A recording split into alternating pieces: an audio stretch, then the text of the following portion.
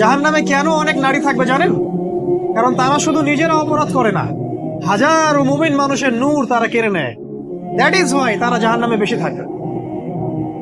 আরেকটা মেজর কারণ হচ্ছে তাদের উদ্ধত মাথা। মেয়েদেরকে বলছি স্পেশালি, হয়তো এই কথাগুলো মেয়েদের কাছেও যাবে। তাদের এই উদ্ধত মাথা আল্লাহর বিধানের সামনে আত্মসমর্পণ করতে চায় না। তাদের এই উদ্ধত মাথাটা আল্লাহর বিধানের সামনে আত্মসমর্পণ করতে চায় না। এই কারণে তারা জাহান্নামে বেশি থাকবে।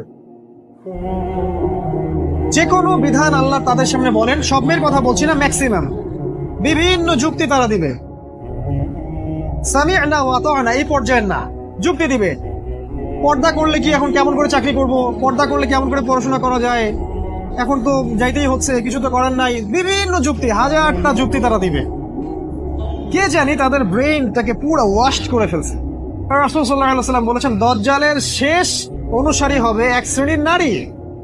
মাশাআল্লাহ, দাজ্জালের শেষ অনুসারী হবে এক শ্রেণীর নারী। তাদেরকে ঘরে ইসলামিক অনুশাসনে রাখার জন্য বাবা, ভাই, স্বামী শিকল দিয়ে বেঁধে রাখবে, তারপরেও তারা শিকল ছেড়ে বের হয়ে যাবে, আটকাতে পারবেন না, because of their mind is brainwash. এ কারণে দেখা যায় তাদেরকে যখন কোনো বিধানের কথা আপনি বলবেন, তাদের এই উদ্ধত মাথাটা আল্লাহর বিধানের সামনে অবনত হতে চায় না, বিভিন্ন যুক্তিতর্ক তারা দেয়। এই কারণেই তাদের সংখ্যাটা জাহান্নামে বেশি হবে। আরো কারণ আছে, রাসূল বলেছেন সারা জীবন তাদের জন্য করবেন। স্পেশালি তাদের উদ্দেশ্য করে বলছি, যাদের অ্যাফেয়ার আছে, যতই করেন,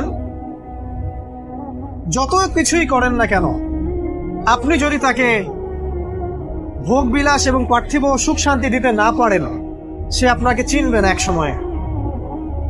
আপনি যদি আমাদের কথা বিশ্বাস না করেন, লিখে রাখতে পারেন। আর এমনিতে লিগ্যাল বৈবাহিক সম্পর্কেও সারা জীবন অনেক কিছু করবেন, হঠাৎ একদিন কোন একটা কারণে ঝগড়া লেগে গেছে, তখন দেখবেন সে বলে বসবে, সারা জীবন তোমার কাছে কিছুই পেলাম।